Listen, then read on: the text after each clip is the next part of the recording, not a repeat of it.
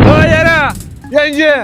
وای اسکل وحشی شت مریض. اسکل وحشی تویی که آمدی تو ملک مردم ساختمون زدی بی اجازه. دوست داشتم پول داشتم ساختم. به تو چه؟ بده چون پول داری هر گو هم میتونی بخوری. بله تو هم میتونی بخور. به کجا ریان؟ پشت این درخت. یادم بندازی بعدن حتما بریم. ولی الان بحث ملکه. این ملک از باکلون مویه. باکلونم چند سالم مرده. تو بعد میگم از ما این ملک رو میخریه. خریدمش سند دارم. از کی خریه؟ از صاحبش. نگاه جوری بریم و صحبت نکن. خدا شاده تا نماشم. اما میارم این ملک را اگه خراب نکردم بچه پیرم نباشم. سیشتیر بابا احمد مگه کیه وکیله؟ برو بالاتر. قاضیه. بالاتر. رفتگره. آخ من سوادت. شهرداره.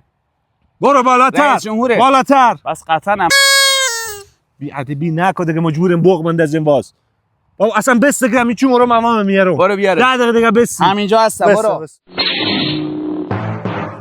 اما مرده کجا بردی؟ بیا دورت گردم اما جان رسیم جگر اما جان دی ملک یک ساختمون زیان 20 طبقه فقط تو رو آوردم ببینی سورپرایز ری دورت گردم 3 2 1 ماشاءالله اما دورت گردم خدا چشم شوره اما جان